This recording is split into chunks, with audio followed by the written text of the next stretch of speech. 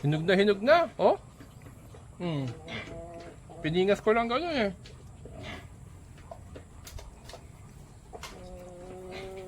Napakaganda nung ano niya oh. Laman niya oh. Oh. Export quality oh. Cavendish mga kabukas, tamis.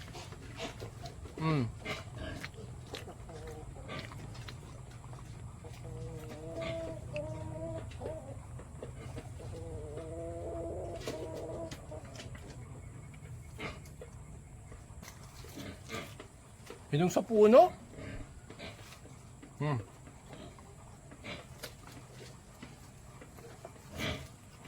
Ito problema. Mabigat.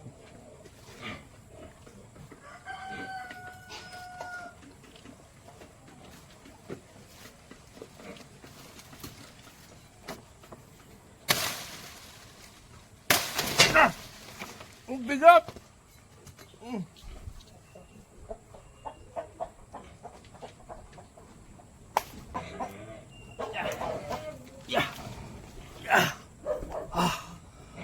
Ang laki mga kabokals oh. Grabe. Mapupurga ako sa saging nito. Tara, dali natin doon.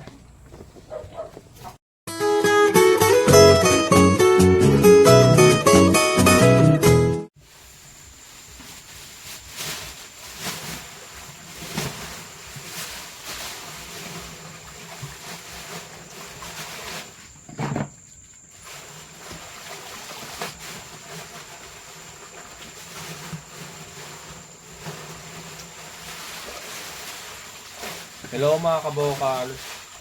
Yan, naglalaba tayo ng plastic. Ito yung plastic na galing sa layer feeds natin.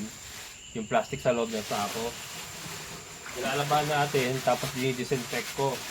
So, nilalaban ko muna sa tubig na tap water.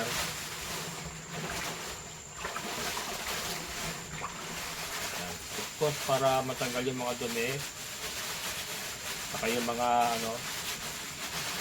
na dumikit na pulbos ng feed.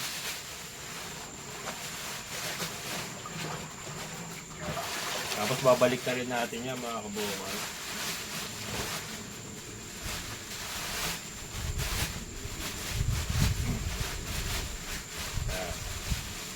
Marami tayo nito kasi malakas tayo gumamit din ng layer feed, so wala tayong problema sa itong plastic.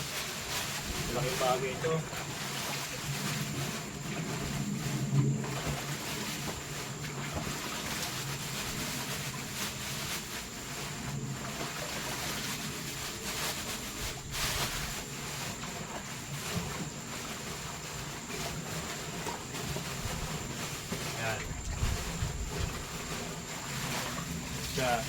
Linis na.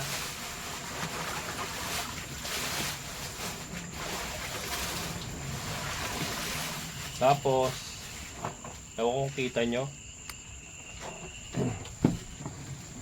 Yan. Yan. Ito naman nasa balde mga kabokal. May sunrock yan. So lulubog natin sa may sunrock.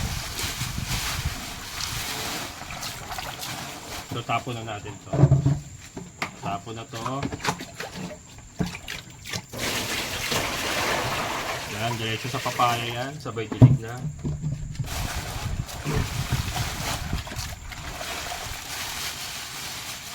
Yan. May sunrocks to para ma-disinfect.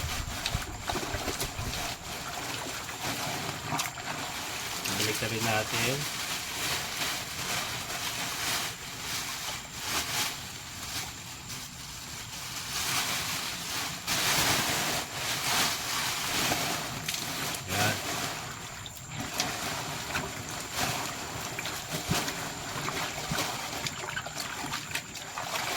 Importante kasi ma-disinfect ito mga kabukal. Kasi gagamitin nga natin ito sa gagawin nating Madre de Agua silage. Or yung tawagin is binurong Madre de Agua. So karaniwan po ginagawa yun sa mga corn silage, napier. Pero tayo gagawin natin sa Madre de Agua. Tapos nito, di ba tinapon ko laban nito? Lalagyan ulit natin ng bagong tubig yan. Tuli kayo para makita nyo. Can you see it? So bagong tubig naman.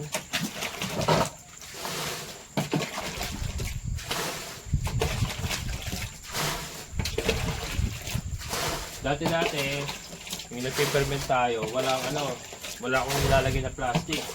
Yung orokan lang, ito lang. Kaya lang kasi, prone pa rin sa ano yun, sa contamination. Kasi maaari pong pumasok yung maliliit na insekto sa loob. So ito, at least ito ay sarado na plastic na talaga siya. Tapos natin to, i-compress nga natin, gawa nung silage natin. So kailangan siya compress, sisiksikin. Tapos pagka nasiksik natin, isasara natin. Lalagyan po natin ng molasses, mga kabokal. Yung ating gagawin na Madre de Agua silage. Pero hindi na natin sasabawan, hindi katulad dati na sinasabawan pa natin. Ito wala. Yung pinakakatas lang na Madre de Agua ang magiging moisture niya. Ayan.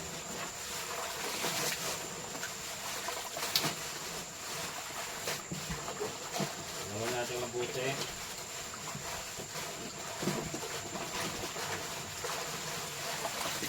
Laban na tayo ng tatlong drum.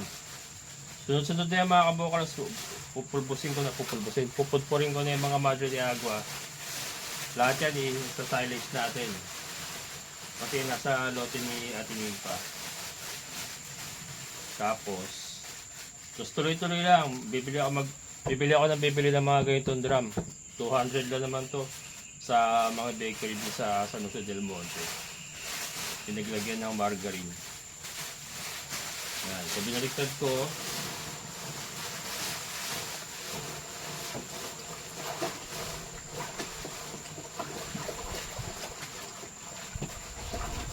Tapos banlaw. Tapos sasampay natin. Not sure kung kita nyo kasi madilim.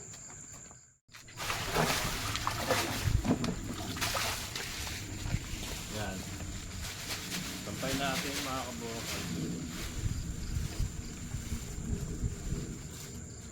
Ano to, yung mga yung may mga ipit. Ipitin natin. So sampay natin ngayon overnight. Huwag sana umulan. Tapos bukas, babalik na rin natin para yung loob naman na matutuyo. Ayan. Ayan, nakasampay na siya ganyan. Tapos yung mga drum naman. Yan mga kabokal. So, ito naman drum. So, kukuskusin natin. Siyempre, para yung mga dumi matanggal.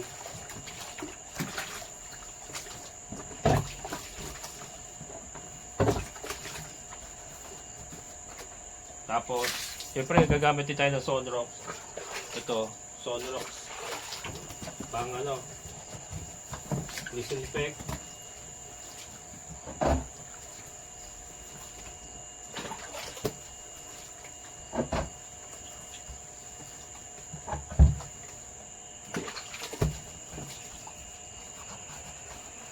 Yan, yung mga labi, yan importante. Tapos yung labas, syempre, yung labas, nilinisin din natin yan.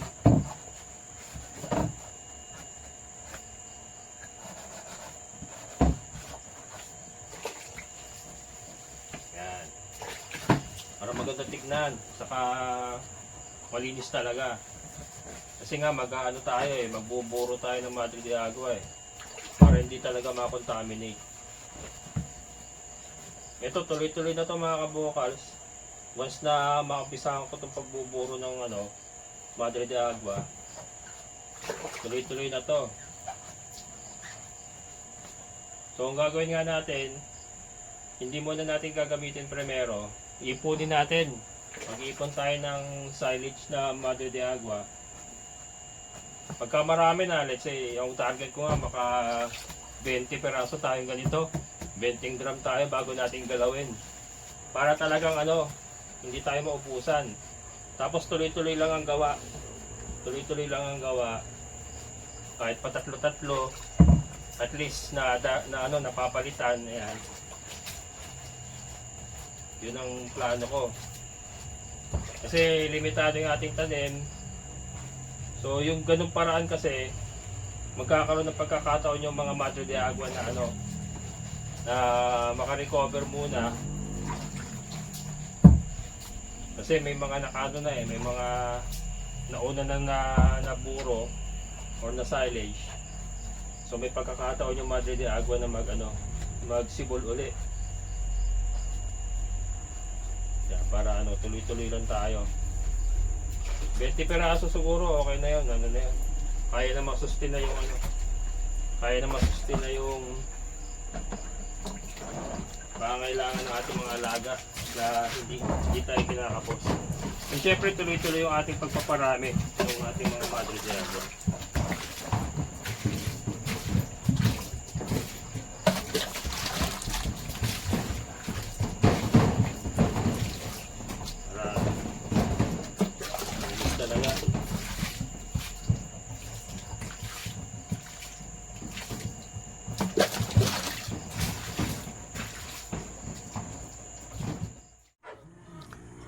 Good morning mga kabokals. So ito yung ating harvestin na mga Madre de Agua. Kalalago. Kalalago ng ating mga Madre de Agua. Yan. Ang pinaka the best na mag-harvest ng Madre de Agua ay sa umaga. Mga kabokals, sa umaga. Kasi pagka tanghali na or sa hapon na mga kabokals, una-una nga hindi tayo magsasabaw, 'di ba? So ang gagamitin lang natin sa kanyang moisture niya is yung pinakakatas niya.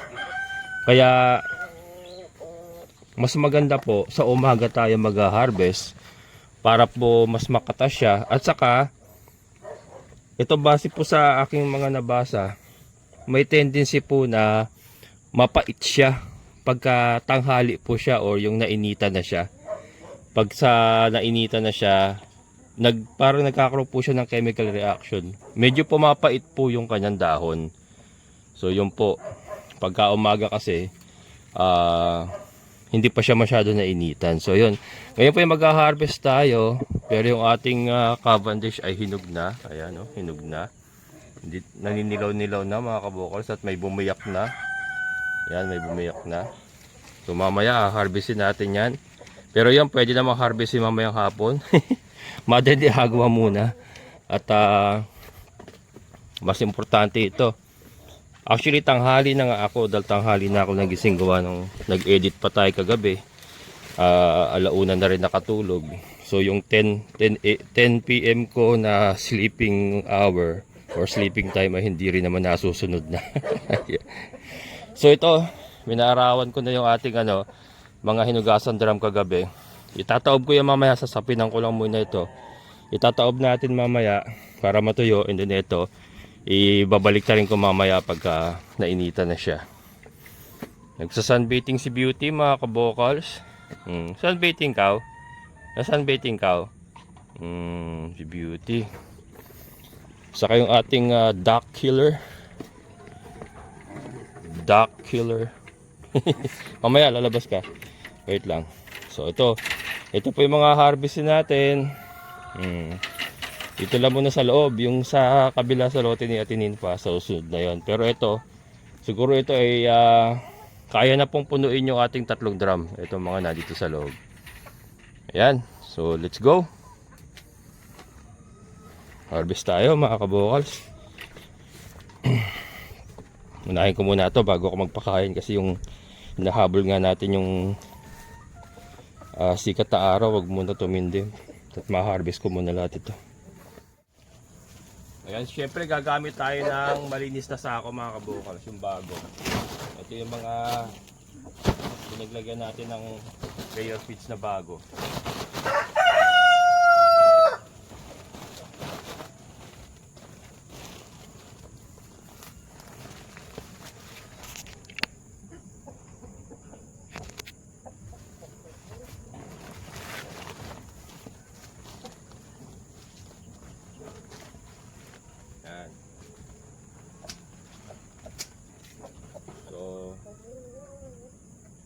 Puputpurin natin lahat mga kabukas yung ating mga Madriagua. Pag kinapos yung drum natin, meron pa isang drum dito na pwede kong gamitin yung sa tubig. Importante ma-harvest natin lahat. Mailagay sa drum lahat. Yung po ating goal, mailagay lahat sa drum. Silage natin lahat.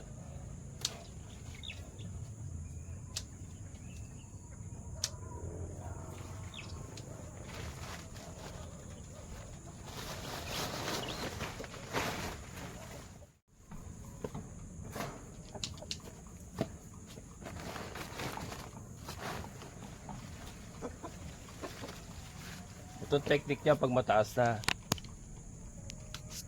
Yan, bababa lang natin ganyan. Hindi naman mapuputol yan eh. Yan, ganyan po. Matataas na kasi to.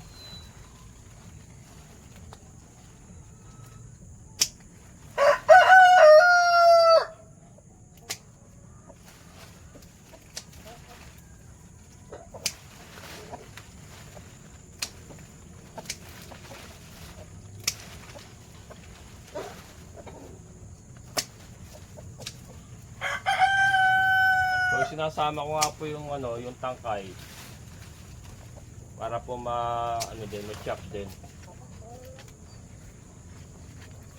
Ang maganda po kasi sa ganito mga kabukos, ultimo yung pinakatangkay, ayan o. Yung mga tangkay na ganyan, makakain lahat nila yan. Kasi pag binigay natin ng ganyan, kinakain nila naman lang ganito lang yan. Kaya lang, yung tangkay po naiiwan, hindi nila kinakain. So, sayang. Para at least ito, makukonsume talaga nila lahat. Kumbaga sulit yung ating masusulit natin yung ating pananim. Sulit ang gamit. So taas na oh. Kailangan ko na siyang i-bend oh. Ayan oh. Taas na mga kabukals oh.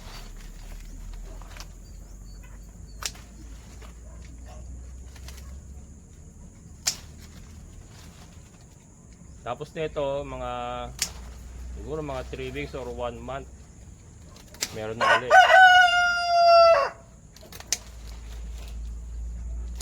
Kaya yung ating pagsa-silage ay continuous na mga kabukal. Kaya magpopondo tayo. Kasi nga konti pa yung ating pananim, magpopondo tayo para hindi sila naagad. At least may nakapondo na. Habang hinintay nating magsibol uli, may nakapondo tayo.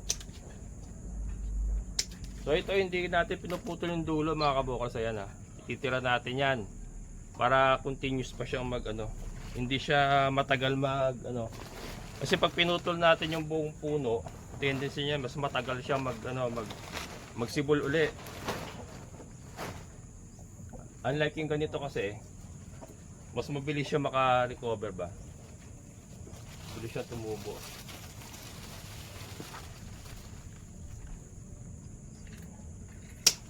Yan. So ito may technique din itong pag-chop na ito mga kabukals. Mamaya ipapakita ko sa inyo. So hindi po basta-basta chop ng chop. Kasi may isang tayong kasama eh. So yan, may rin yan, may technique din yan. Para talagang durog.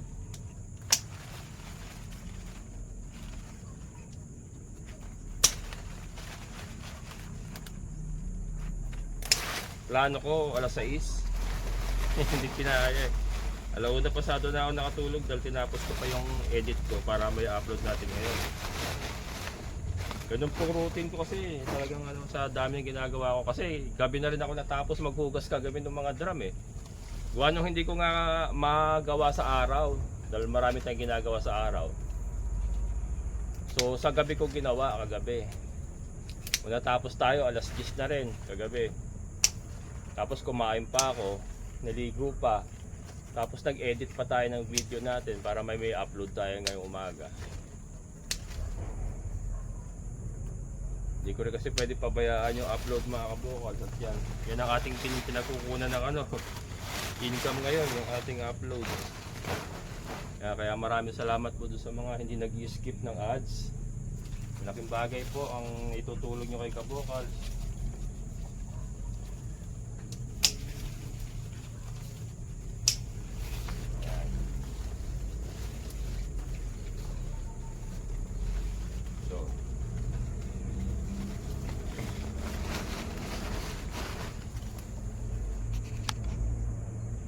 Malamig din mga Kabokals, sobrang lamig.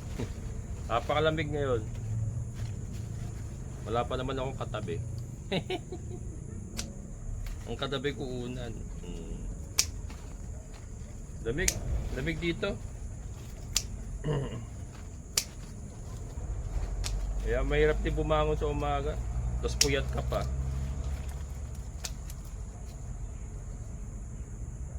Ito, pwede nating ito chochopin ko mamayang hapon na. Yun okay lang yun. At least ma-harvest na natin siya. Tapos mamayang hapon na natin gagawin. Pagkatapos na ito, saka ako mag-asikaso ng mga alaga natin. Hindi ko na sinasama yung may mga yung tuyo, yung may mga sira. Para maganda yung ating may po-process.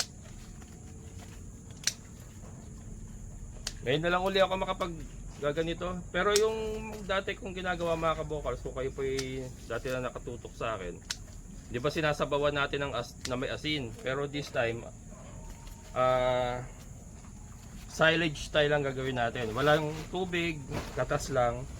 Tapos lalagyan lang natin ng molasses. Pipit-pitin natin. Ganun lang pong gagawin natin. Hindi na tayo magsasabaw. Mas effective po ito kasi sarili niyang katas ang magpe-ferment sa kanya plus yung molasses. Mas effective. Kasi yung ginagawa natin dati na may asin na tubig, may chance po na nasisira napapanis ba? Bumabantot. Pagka bumantot kasi parang hindi na maganda. Ito kasi kailangan to mabango siya. Hindi siya dapat babantot. Kailangan mabango. Kaya yun. Tulad yung ginagawa sa mga sa corn silage, parang ganun yung gagawin natin. Yun nga lang sa atin is Madre de Agua. Pakain sa ating mga baboy, mga breeder na Decal Brown, sa ating kambing, pwede. Kay Milky, pwede yan, mga Kabokals.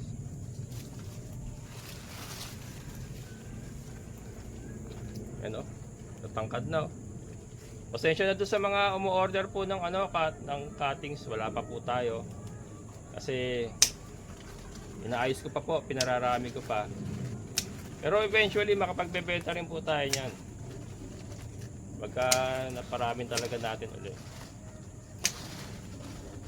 Yung inalisan nga ng mga pato, yung gilid nun, itataniman ko rin ng Madre de Agua yun. Actually meron Madre de Agua dati yun. Napatay lang ng mga pato. Kaya ngayon tayo, ayusin natin ating mga pananim.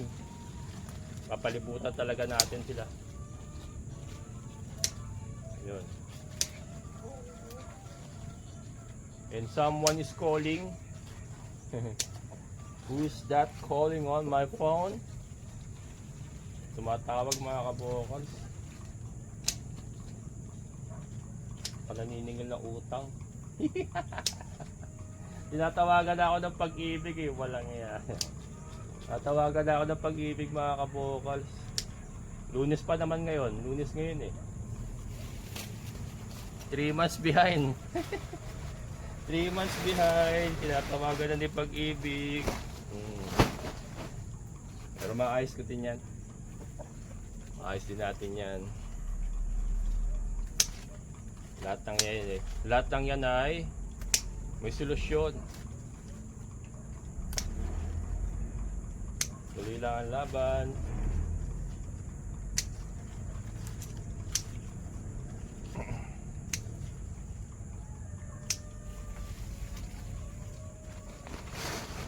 Ganda rin ito mga Kabokals sa katawan.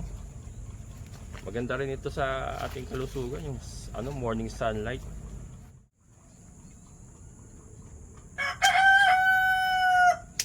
ating dwarf coconut, malaki na oh. Pag nahawan ko ito, makakaano siya. Makakabuelo. Natatapunan na ng Madre de Agua eh.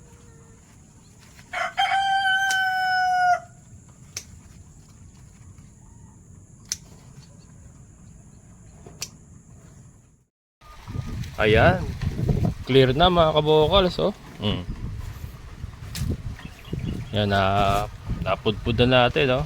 Yung malago na yun sa kabila, yun sa lote ni Ate Ninfa. O harvestin din natin yun. Pero ito na-clear na natin oh.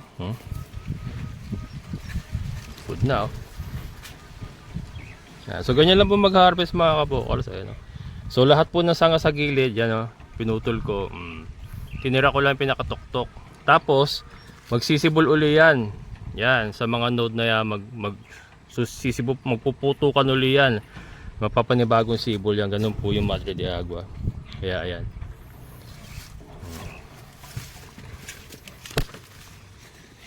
Ayan. Hanggang dito ako sa baba.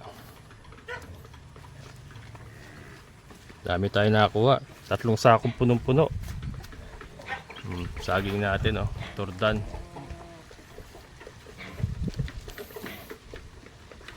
Ayan. Kung makita nyo may mga nagkalat na dahon. Ano yung mga kabokals, yung parang nangingitim kasi. Ayan, oh. Hindi ko na sinama yung mga ganito, yung may mga parang nangingitim. Pero sa tingin ko galing sa saging eh. Parang mancha sa saging. Pero yun. Para ano, maganda. Hindi ko na sinama. Ayan o, linis na ron o, di ba? Tapos nadamuhan na nga natin. Kaya nga inuna ko yung pagdadamo. Ayan o.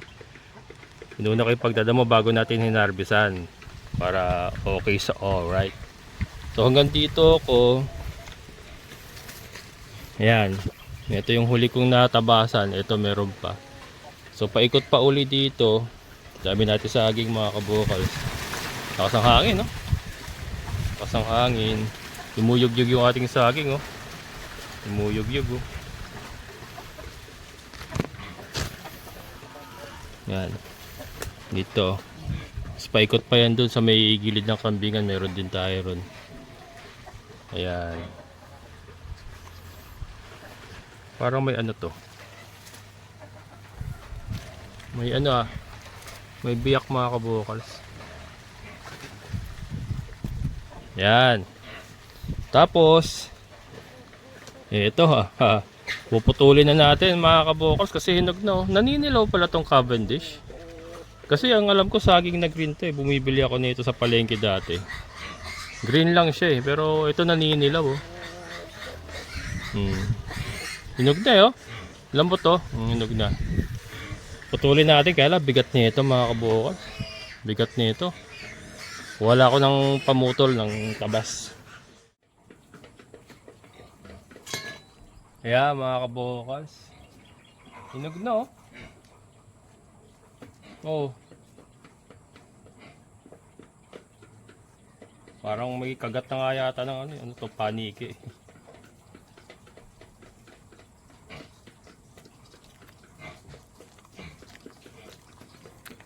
Tamis. Tamis mga kabokals.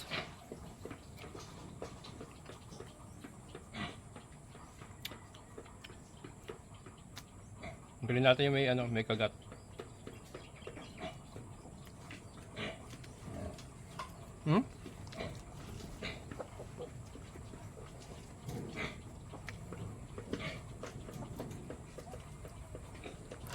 Hinog na, oh. Piningas ko lang gano'n eh.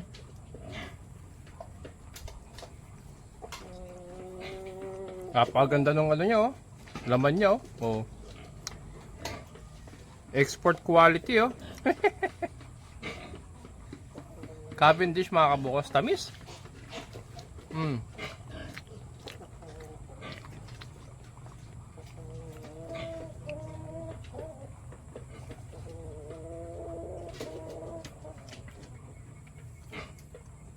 Hindi pa ba?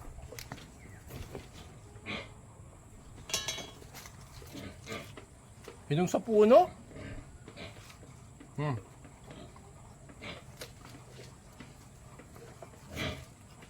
Ito ang problema. Mabigat.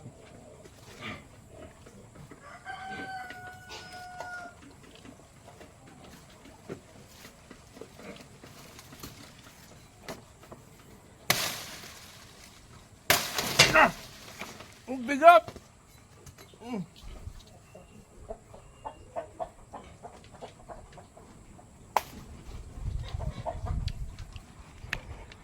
Yan. May ako na putulin itong puno. Yan. May natin putulin. So yun mga kabukas, oh, harvest na naman tayo ng saging. Mukha na akong unggoy nito. Puro saging na, hindi, pero mamimigay tayo. So yun. Dalhin ko na to doon. So yun mga kabukas. Tuloy natin mamaya yung ating paggawa ng Madre de Agua silage. Simple-simple lang mga kabukas. Hindi katulad nung una na marami tayong proseso, marami tayong nilalagay. May tubig, may asin. Ngayon, simple-simple lang. Icha-chop lang natin yan. Tapos lalagyan natin ng molasses. Iko-compact natin. Tapos na. Ganoon lang. So mamaya papakita ko mga kabukas. Pero ngayon,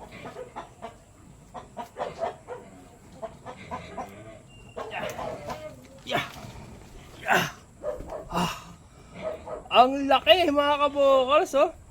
Grabe. Mapupurga ako sa saging nito. Tara, dali natin doon.